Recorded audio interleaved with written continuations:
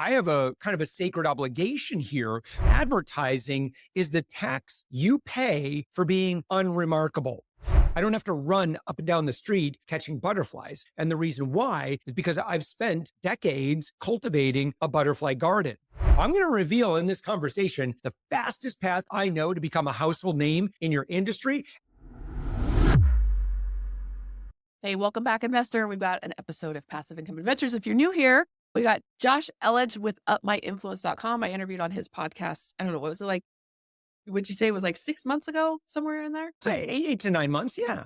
Yeah, just talking about podcasting, talking about attraction marketing, inbound marketing. And on this show today with you, Josh, I'd like to stress out a little bit more, talking about how to really maximize a stream of income, just do something really well, maximize your ability to earn revenue from that. And then thinking about, like, how do I diversify that into multiple streams of income without Mhm. having everything be an active business that I'm running, or how many jobs can one person have? So thinking about really being good at what you do and then being able to diversify that and how we can really dial into that. So I'm excited to have you on the show today because we just talk about building passive income, multiple income streams, investing, but that really hinges on our ability to go out there and kill it, go out there and make some money and do some damage so that we have enough money that we can then come back home and invest with. So I appreciate you being on the show, sharing your story, and basically teaching us how to be better business people, better marketers. Kick it Happy to off be here.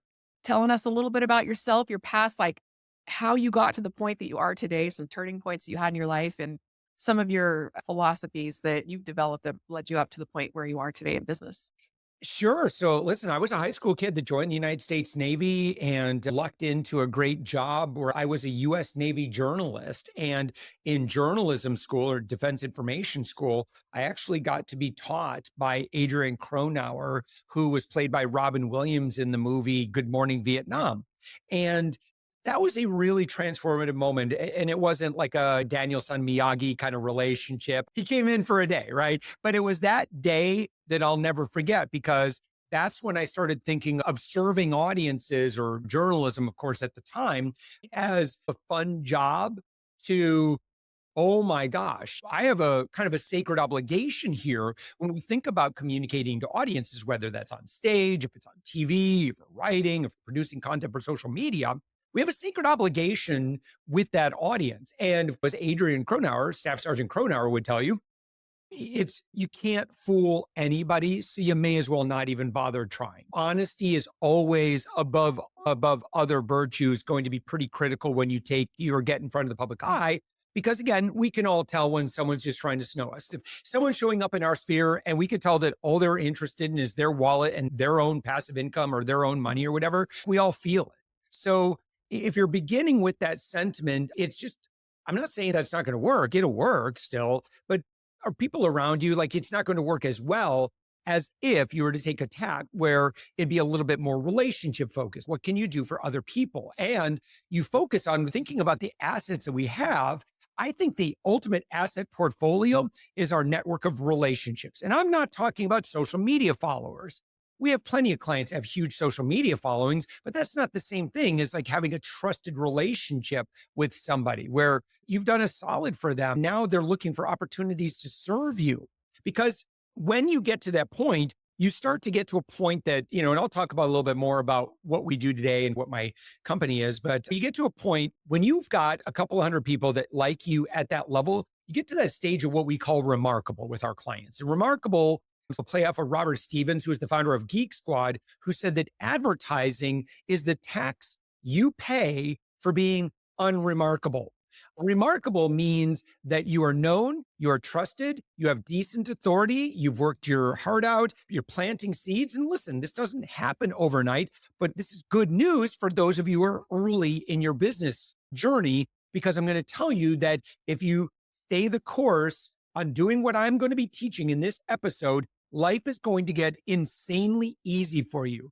You won't have the cash flow problems that a lot of amateur marketers have, right? Where they're constantly just trying to be more and more clever and spray and pray and just bastardize marketing processes and that sort of thing in order to make a quick buck. Okay.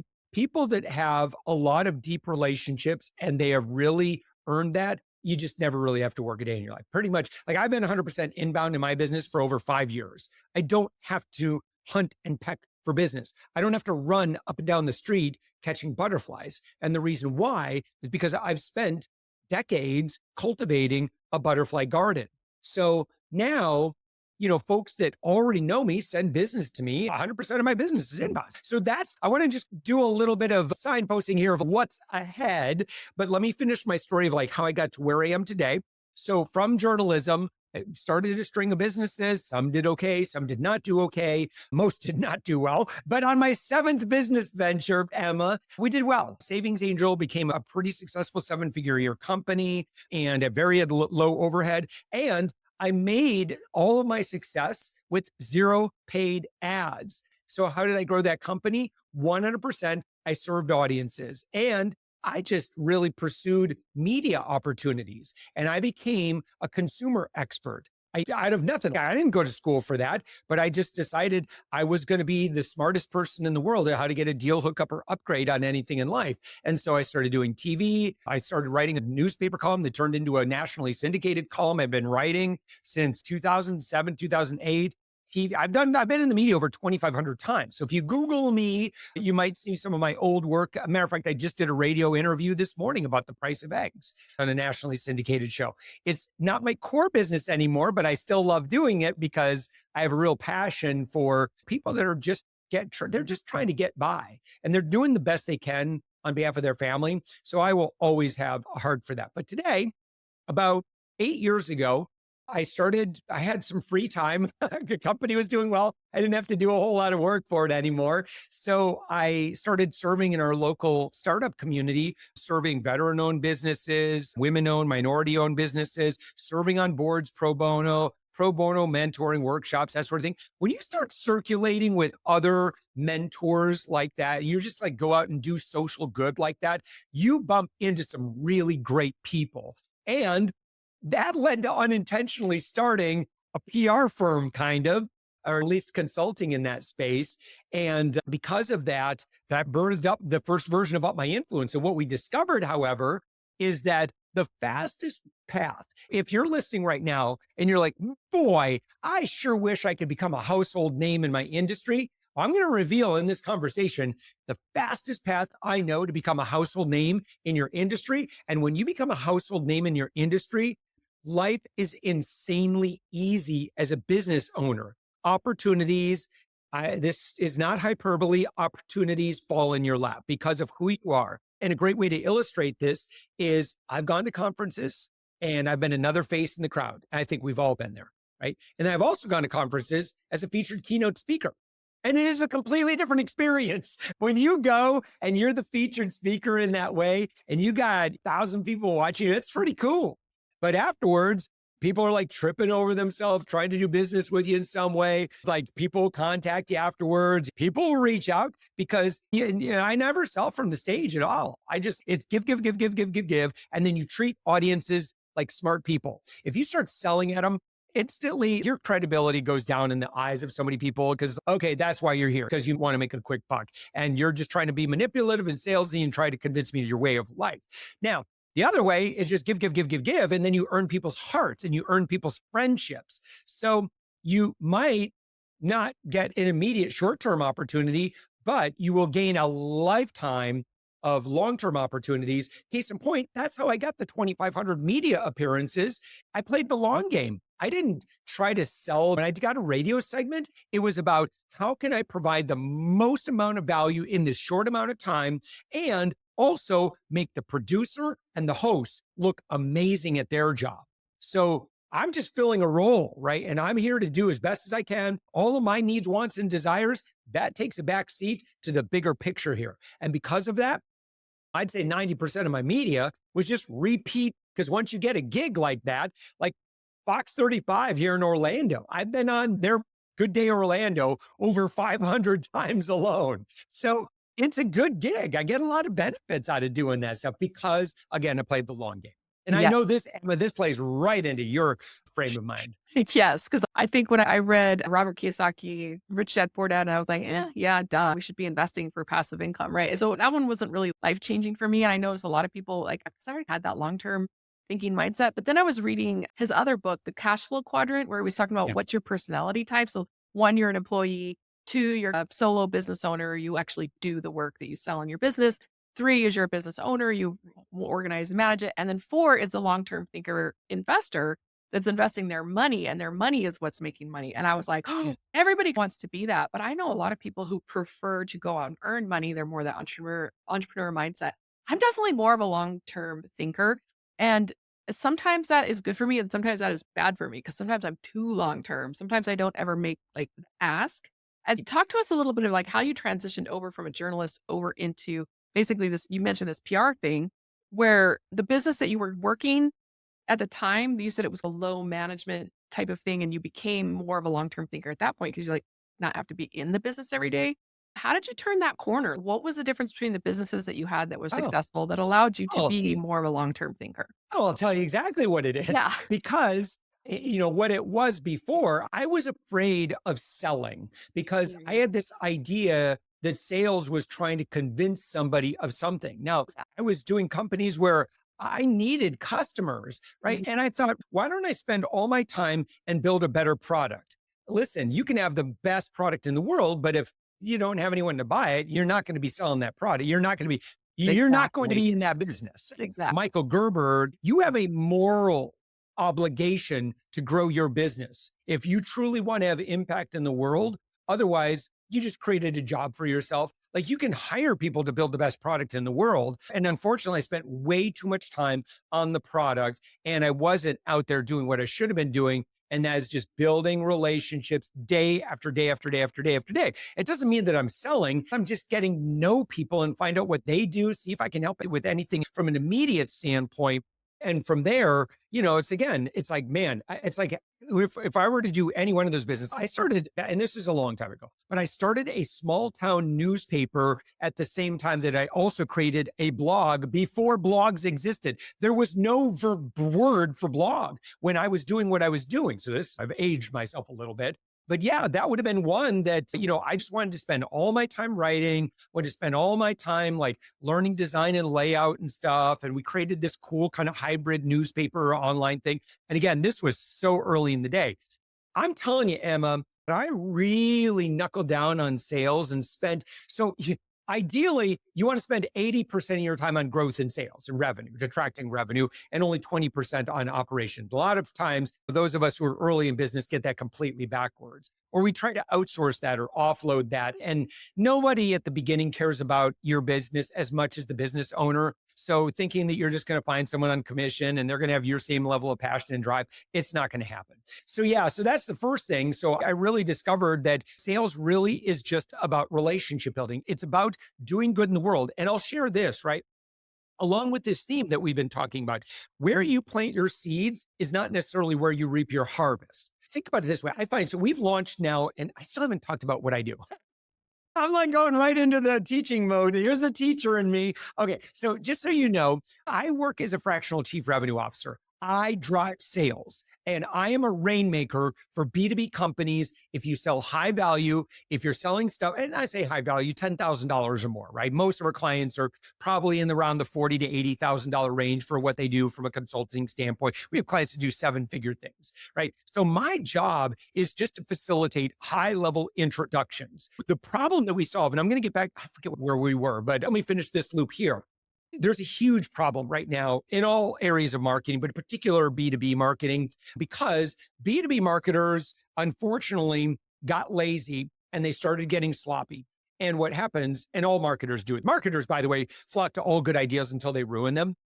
And so what they started doing is bastardizing platforms like LinkedIn, email, social media, any form of cold outreach to the point now that stuff just does not work like it used to. And if you can still get it to work, God bless you, because you are really in the minority. Most people are trying to do these things at this old fashioned advice, and it's just not working. Sales funnels just don't work like they used to because everyone knows what a sales funnel is. And so no one wants to be sold at. Everybody wants to accomplish their own goals and their missions and their purpose, and they live by their values. So again, if you could just put all of your focus there, and instead of, let's say you're on a sales call, right? And this is one of the biggest pieces of advice I give to my clients. I say, listen, especially for your first call is not to convince the other person that your product is amazing and they need to buy it. Then no, no, no, no, no, no, no, no. if there is one goal for conversion, here's your goal for your first call, is to evoke in your friend this sentiment of, oh my gosh, Emma, now I know somebody. Now I have a friend who does what you do. And if you can get them excited about the problem, and it doesn't matter if they're in market or not, don't even worry about that, right? It's up to them, especially if you're working with high level leaders, forget it.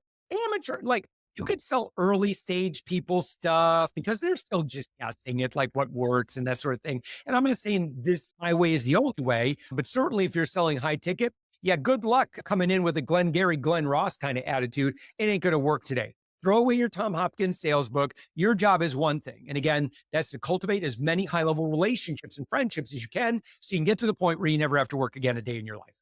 Okay. All right. I just took a bunch of notes there. So let me come back.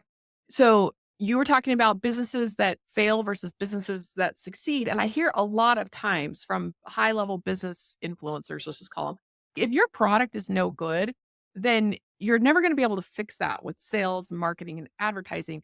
But then you mentioned like it's kind of like an 80-20 where you hear it from the same business influencers that if you're not telling people about your stuff, nobody's going to buy it. So the balance that you gave there of the 80-20, I haven't heard anybody talking about that before. So at a certain point, you have to have a good product or you're not going to get referrals. You're not going to have Um, repeat buyers.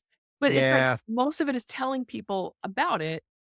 I yeah. don't, where's the balance there between a good, Listen, I think we all know people in our respective industries, and we go, their product is crap. My product is so much better than theirs, but how come they're the ones making all the money? It's because listen, I think a lot of us, majority of us, I would say, we way over focus on product. We way over focus on sales, like being a good salesperson and marketing systems and all that sort of thing. Listen, if people love you, your product, as long as it's good, and I'm not saying it has to be the best in the world, but as long as it's good and it does what you say it does, like you have to, like whatever you say about your product, because even if it's not the best in the world, then you're probably going to adjust your pricing to match that, right? But it's not up to you to decide. It's your guest or it's your friends or your connection here. It's their job to make that evaluation, decide if it's the right fit for them. So always be honest about what your product does and what it doesn't do. If it doesn't do all this stuff, then you're probably going to have to adjust your pricing accordingly. But see, a lot of this stuff is just holdover of these lottery mentality that a lot of business owners have, that they just want to hope and cash in on making it rich, smart, passive, easy money that just comes in while you're sitting on a beach drinking tequilas or whatever like that. And I'm not saying you can't do that, but most people, listen, I've interviewed about 2,200 people on my podcast, The Thoughtful Entrepreneur. I never hear that story. Never. What everyone says is I worked my tail off. I worked and I kept on building relationships. And then all of a sudden it just became easy. And now I don't have to work very hard. So everyone else that's selling you lottery mentality business advice, they're lying to you and they're probably just doing that because they want to sell you their product. So you want to, what was your question? Yeah. defining like how much focus should be on the product and how much focus. Oh, yeah, yeah, yeah. Okay, okay, yeah. Okay. Yes. So you have so most people's, if your product is good, like your product is good, it's good, right? Then don't quit, go hire people for that. And if you don't have budget for it, then go and make some more sales so you have budget and then hire a bunch of people to make your product the best in the world. And again, this is kind of E-Myth stuff, right? If you just wanted a job, then go work for somebody else where you can work on their product. Okay. But if you're the founder, you're the CEO, your growth is your responsibility. That's your job. Now, again, I work as a fractional chief revenue officer, and I'm speaking a little firmly here because when I'm working with my client, I'm coming in and I am always advocating for sales. I am looking even, and sometimes I've had to push them back. And I would just say, can I ask you a question?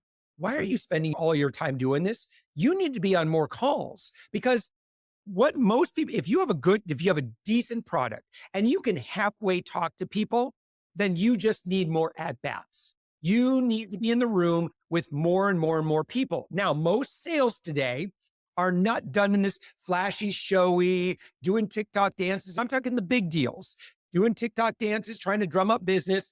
No, it's the quiet conversations with your friends, your connections, your professional colleagues in your whisper network. And please, to our friend that's listening to this, write that down because that's where the big deal, they always, talk about, oh, the big deals are on the golf course. I'll tell you, my Well, and women's club, come on. But this is when I looked back, when I started dabbling in PR and I was kind of, kind of from, starting, thinking starting this new venture, all of my clients came from existing relationships, or I was at an event, we just get to talking, or let's say I was on a panel. I remember one of my first clients, we were on a panel together and she was remarkable on the panel. I was pretty okay. And then afterwards, I'm like, it sounds like you and I share a lot of the same values. We believe in a lot of the same stuff. Let's talk sometime. I'd love to see if there's something we should be doing together. Then she learned what I did. I learned what she did. And I need what you sell. And I'm like, okay, cool. I can help you with that. I didn't have to sell. I just let her know what my superpowers were. And then I offered to be helpful. And then she wanted to give me money for that. This is the exact same pattern I've done thousands of times now. Yeah. So getting very specific, and we'll talk about, I think you'll probably take the conversation a little bit more granular. I've been speaking in a lot of principles thus far. Yeah, that's one thing I really like about the way that we do this show is I just get to ask all the selfish questions and see where the conversation kind of leads. So I'm hearing you use the word sales. It almost seems like in two different ways. It's like one is like, yeah, sales, the old fashioned books where he's wearing a suit and he's talking about how to get out the contract and the pen and all of these old sales techniques that are 80s, 90s, and people see through them now. But then you're also talking about sales in the sense like you have to actually go out and sell something if you want to have a business. So can you define those terms that you're using in the positive and the negative when you say sales versus I'm not afraid of sales? I'm not, because I never have to sell. The best salespeople in the world don't have to bother selling because who they are as a person does all of the attraction, does all the conversion. Here's another, I can give you 1,000 examples of this. Here's my neighbor, Karen. So when we moved to the house, we've been here for about 16 years now. Oh gosh, 17. I've been in Orlando, moved down from West Michigan. But so when I met her, I noticed she was on a riding lawnmower and we just got to talk. She said, "Oh, yeah, I live down here." And I'm like, "Oh, cool." I just hired somebody to cut my grass because I saw like a street sign or something like that. You probably know. Anyway, started talking about lawn care, whatever. She goes, "We own a lawn care company." I said, "Great. These other guys I'm paying $80." He goes, "Oh, no, I don't work for $80. It's 120, but I'm right down the road." I was like, "Done. Don't care. I'm happy to pay $120 more $40 more than $80 because you're my friend." Like, we love to work, and especially at the leadership level, leaders really love to do business with their friends. And another thing, and this should give a huge clue to our friends that are listening right now, generosity is the language that leaders use to identify one another. Scarcity is the language of the amateur. The people that are always low key selling on Facebook, which includes like their neighbors and their high school friends and their relatives, that to me, Emma, is just weird. I would never do that at a party. And some people is like, "Hey, look, I don't care about the party on Facebook. I don't care about the relationships. I'm just there to make money." Cool. If that's you, I'm not talking to you. You keep doing your thing. But for me, where, it's like, I want to keep up with friends. I don't really love Facebook, but it's a place where at least I can check in on people, see what they're up to or whatever. So anyway, but it's weird with like the people that are constantly selling there. It's just like you feel like an imitation person to me. It's like the energy of someone that's like when you go to a mixer and you're just having a good time talking about like what's going on. Maybe you talk about sports, talk about what's going whatever, like, whatever trends are going on. You just talk about things, right? You help each other, share ideas, and you're having a really great time. And then here comes Robo Pitch Guy. And he's like puking, like while he's talking, his sales puke, his bomb is coming out of his mouth. Everyone can smell him coming a mile away. And he's slapping business cards in your hand and stuff like that. Does anybody in that room want to work with that guy? Hell no. But unfortunately, if you wouldn't accept that behavior in real life, why do you think that works well on social media? Again, I think there's a place for it, probably with the early stage folks, but it ain't happening with leaders. I just hide that stuff. Every time I see like some blatant sales message, I just click the X. I don't want to see stuff like that. I'm here to have a good time, not be sold at. I guess if I wanted to come to a social media platform to be sold at, I got way better options.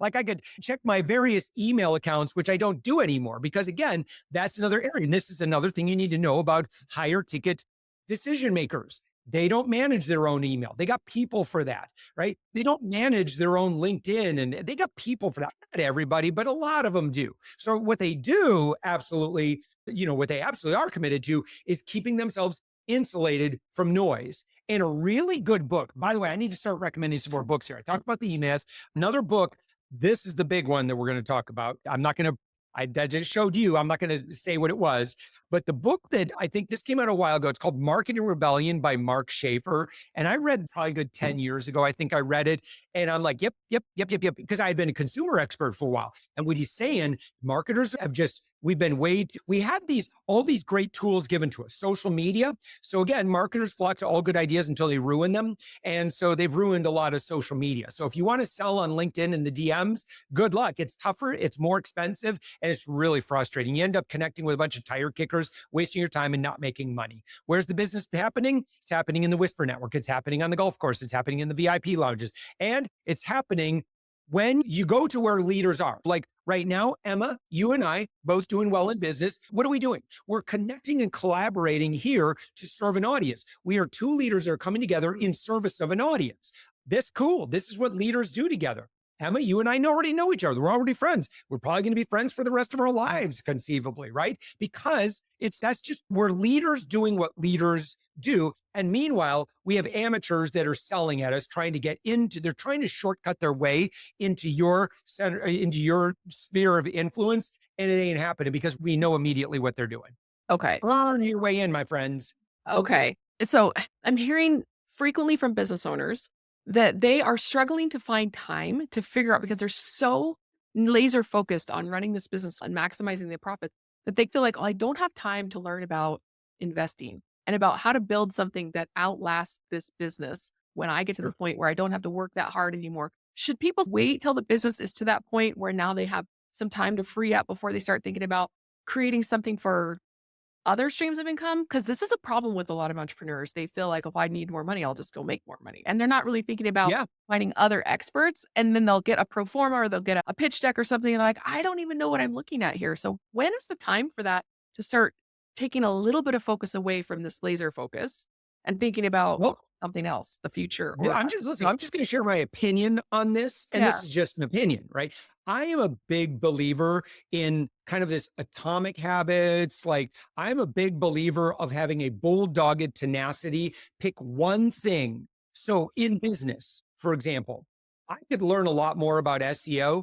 I could learn a lot more about paid ads. I could learn a lot more about social media, and I could probably become pretty mediocre or probably pretty good at those things.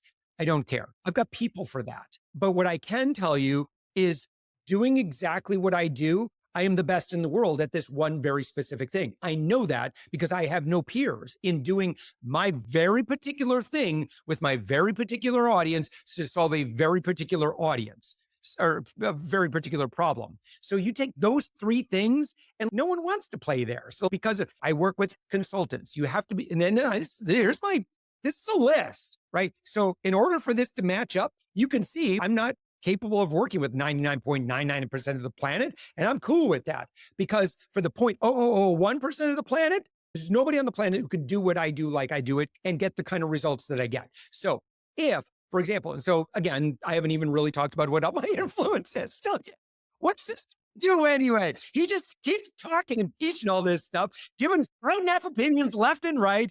I don't agree with half of what this guy is saying, but I don't know. Okay, so listen, Up My Influence, we leverage platform to turn our clients into household names in their industry. And along the way, we're connecting them with influencers, investors, customers, a lot of client introductions, and partners. So who are the 100 most valuable people you need to build relationships with?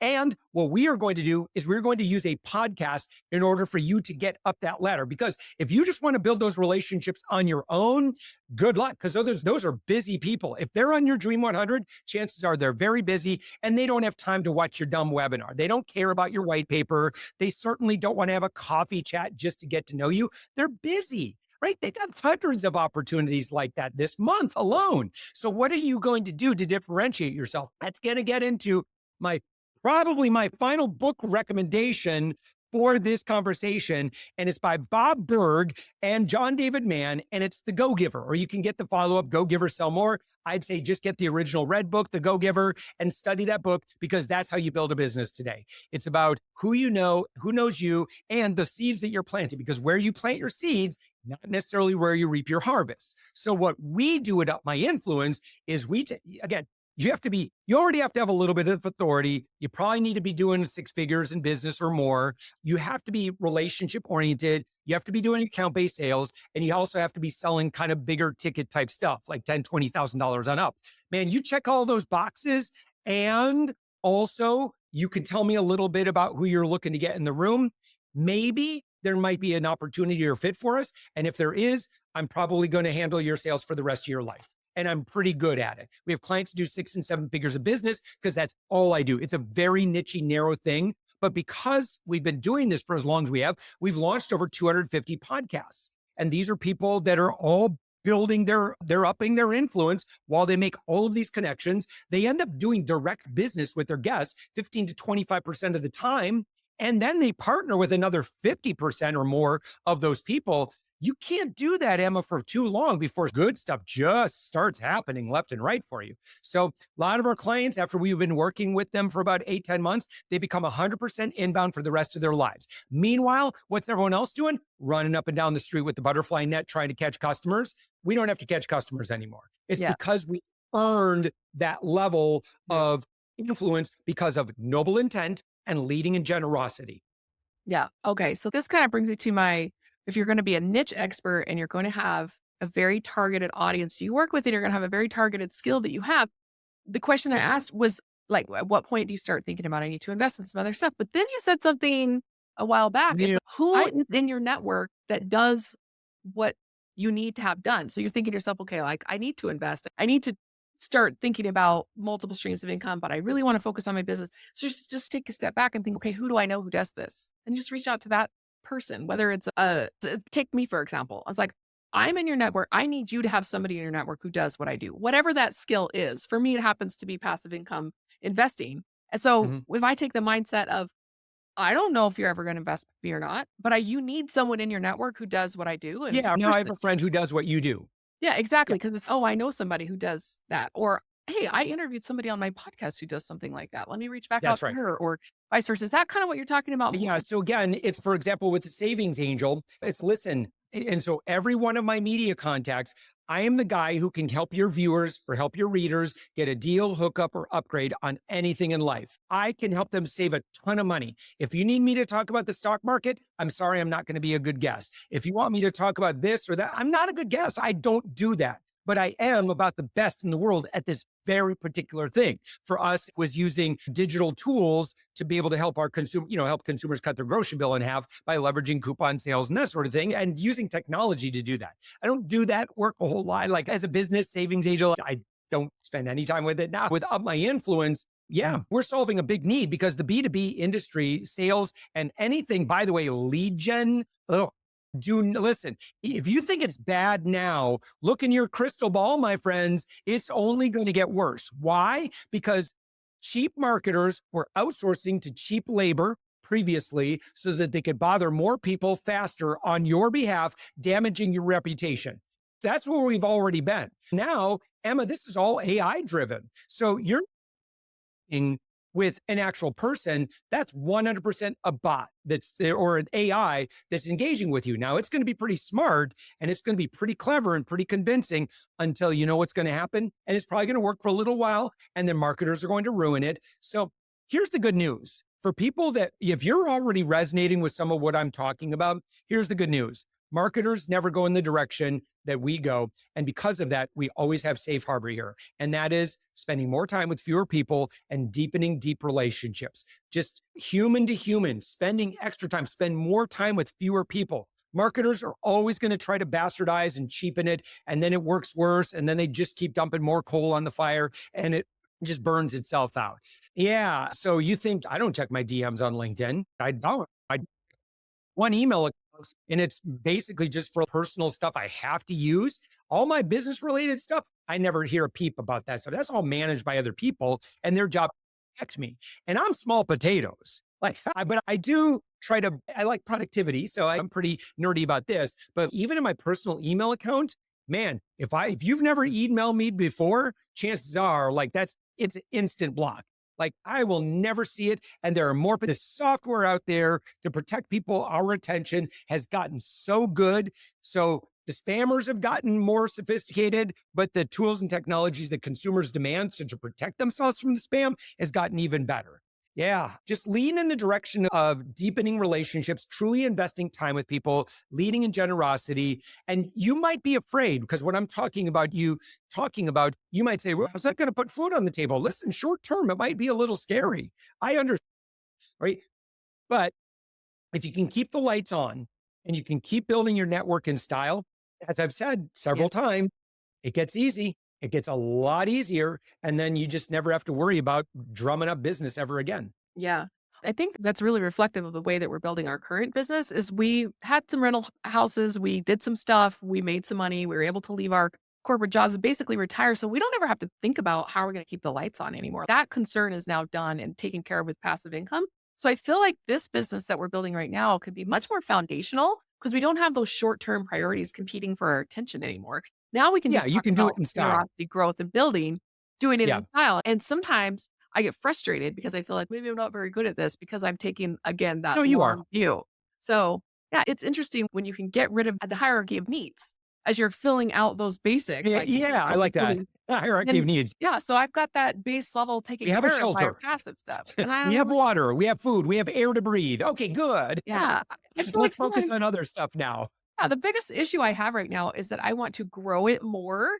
And where are we going to get the income that we need to be able to grow Hmm. beyond just those basic needs? And Yeah. sometimes I feel like that's a little bit brand damaging. So let's back up to what you said at the beginning, like just tell the truth because people will see through it. What happens if you're creating as much content as we're creating and you start to say some things that might be the truth, but sometimes you're like, oh, is that damaging my brand? How do you reconcile those two No, things? no, no, no, no, no, no, no, no, no, no. That's good. There are people that have checked out of this conversation long ago because they started hearing me and like, no, I don't like this guy. Good. I'm not fit for you. That's terrific. So with our clients, you were talking about, I just started a new client today and she's, how many people can I count on introductions? Can we plan on? And I'm like, I am going to introduce probably about 8 high level introductions a week. And she says, 80? I'm like, no, 8. You wouldn't want to spend no, no, no, no, no, no, no, no, no. No, you want to spend more time with fewer people. But so, like Bob Berg, for example, the author of The Go Giver, right? If you want to reach out and engage with him, and if you do that, like on social media, he is, whew, he's got some really tough filters he puts in your face, right?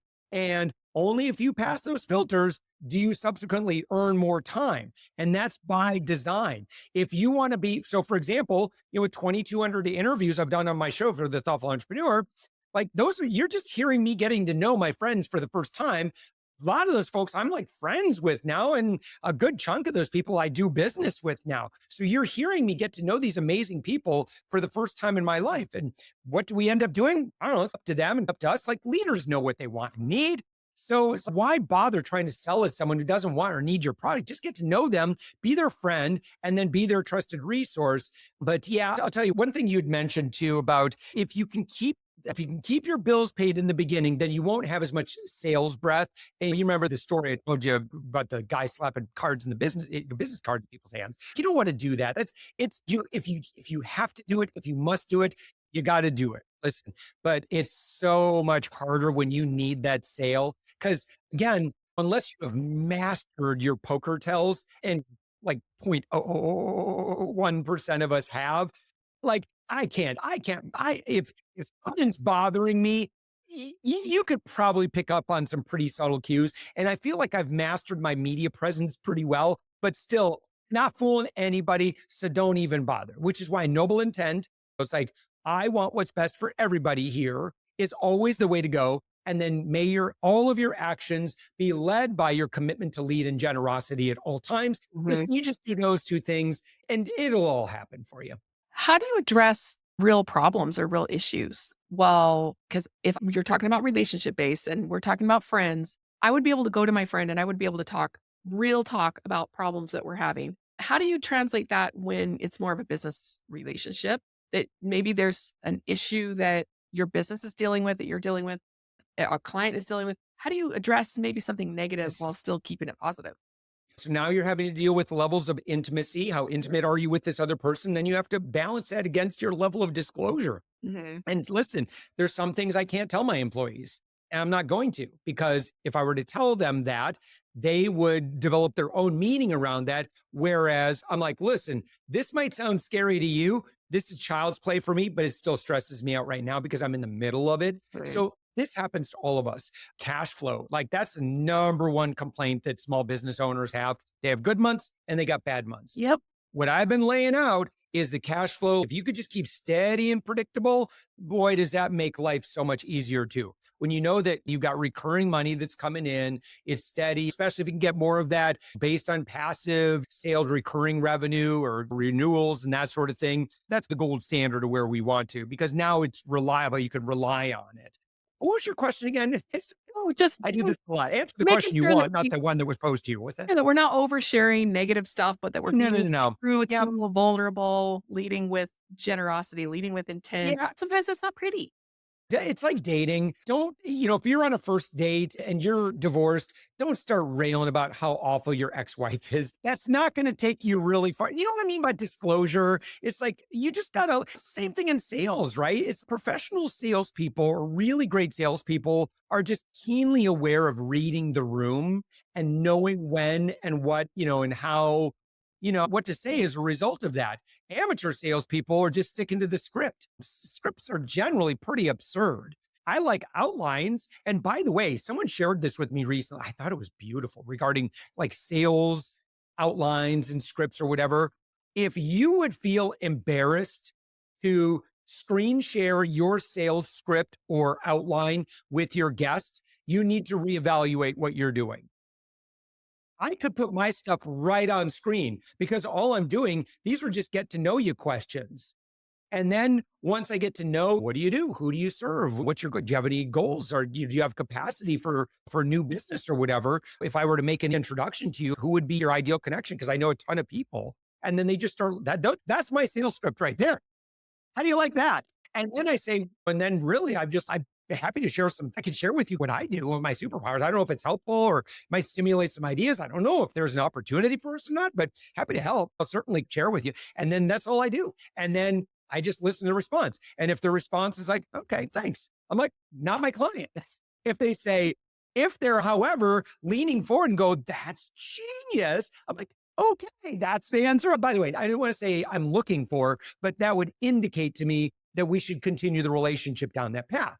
If it's a different answer, we continue the relationship down a different path. And I'm okay with it. It's not my job to convince people. It's like that old saying of amateurs sell and leaders sort. And I think a much nicer way of saying that is leaders aren't worried about sorting. They're just here to do good in the world and be who they are. Stay in your zone of genius. Like only do what you do. Even Emma, I think like when you've asked me a couple of questions where I could deviate into areas that I'm not real an expert, I'm going to sound like a little bit of a broken record because I'm going to stay in my 0.0001% of genius because I feel like your listeners could get a lot of the generalities and opinions about investing from anyone. I don't have an opinion on it. Honestly, let's go talk to Emma. Emma's brilliant on stuff like that. I'm not, but I am brilliant at what I've been talking about. And I say that in humility because I'm relatively incompetent at most things in life. I don't understand to just, oh, can I share a story with you? Because this was fascinating. Google this because I'm going to screw this story up. It was the founder of Uber when he was looking for, and I forget his last name. Anyway, so this story is fascinating if you read or listen to the whole story. And this is this mind sort of this mentality that you'll see this pattern in certain types of people. So the founder of Uber is just ultra brilliant, just the right person, the right moment for the right opportunity, that sort of thing. And I can't remember his name. That's awful. But anyway, so he's going to meet with one of the potential investors and he goes to this beautiful mountain home and they start and his dad, the investor's dad is an amateur tennis player. He's actually pretty good. And so they start playing Wii tennis. And Copernic, I think is his name. Anyway, so he's playing left-handed, playing wing tennis with him, and he's beating the other guys badly. And he goes, I have a secret. And then he plays with his right hand. It's like straight out of the Princess Bride, right? So he switches to his right hand, then he starts, and then he just whoops them. And they're like, what on earth? And he goes, hang on, I have something to show you. He goes through the world leaderboard for Wii tennis across the entire globe. He's ranked number 2 on the planet. And this is a guy who's obsessively trying to launch Uber, right? He's still like, how does he do this? Because he finds some of this atomic habits type stuff, right? So when you get all the way through atomic habits and James Clear starts to talk about what should you be doing, you want to do the things that you're obsessive about. You just, for whatever reason, you don't get tired of 2,200 interviews for my podcast. And I've done 300 and some of another podcast, and then hundreds of other, and 400 guest spots. You'd think by now, most people would be tired of podcasting. Not this guy. I just keep showing up. They keep not paying me, but it keeps me in the right activity. And trust me, if you invite me to an SEO panel to talk about SEO, I'm going to be up there eating crayons because I don't have what I'm doing. No, you wouldn't invite me for that. But I get invited a lot to talk about my one very niche narrow thing. Now Discover Your Strengths is a really good book on this. You don't want to be a jack of all trades. You want, and master of none. You want to be just absolutely masterful at one thing. And most of our most gifted athletes in the sport really have their one thing. If they can do and I don't know sports, so if they could do the drive and get the ball in the hoopy thing. Kicker. I think that's the analogy you're looking for. Kicker Yeah, does one thing. but the team knows who is the right person for whatever it is, right? And so now they can work together, and you have now, it's like this Justice League or this team of Avengers, and everybody's got their superpower. You don't want to be the guy that could do everything just okay. It's not very valuable in the world. Yeah. Oh boy, that could be a whole podcast episode on itself right there. Having a lot of things that you are pretty good at, or one thing that you're super good at, Yeah. eating grants and everything else. I think that's a really interesting topic, and everybody's going to come up with a different answer there. But I think one thing that everybody has to be aware of, I'll give you an example. Let's take health and fitness.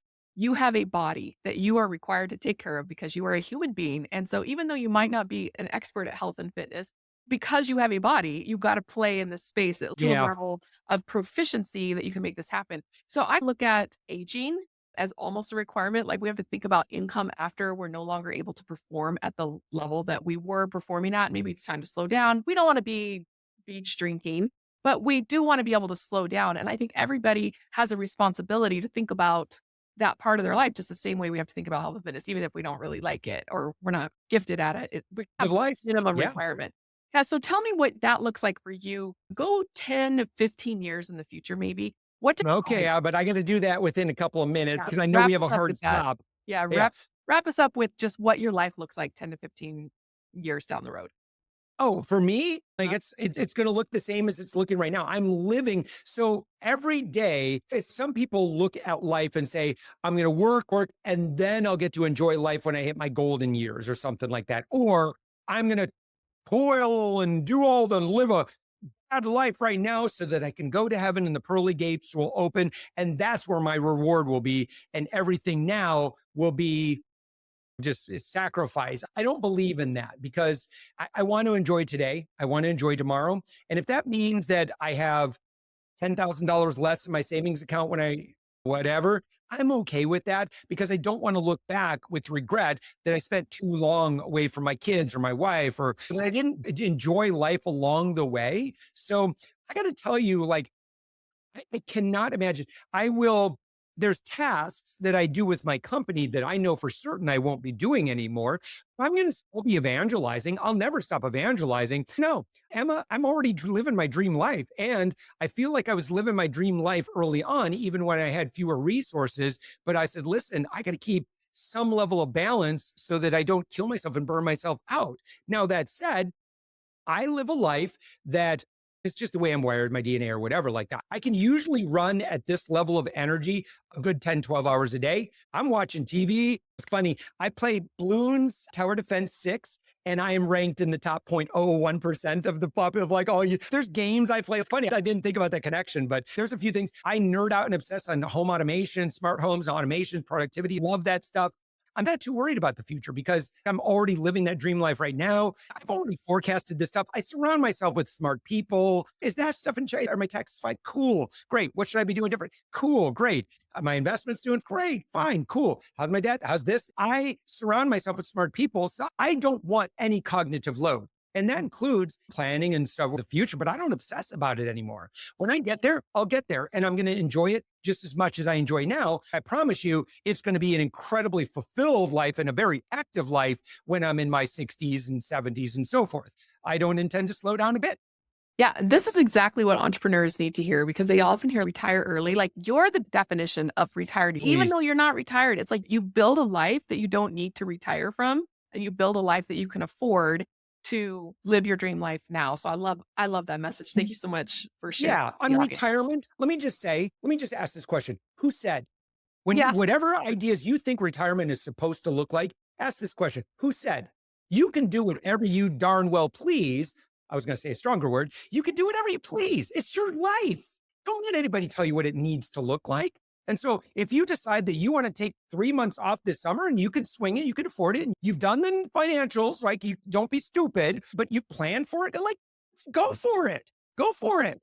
And yeah, or like you have to have $1 million in your checking account or your Roth IRA or your 401. Maybe that's a good path. It's not a bad path, but it doesn't have to be your path.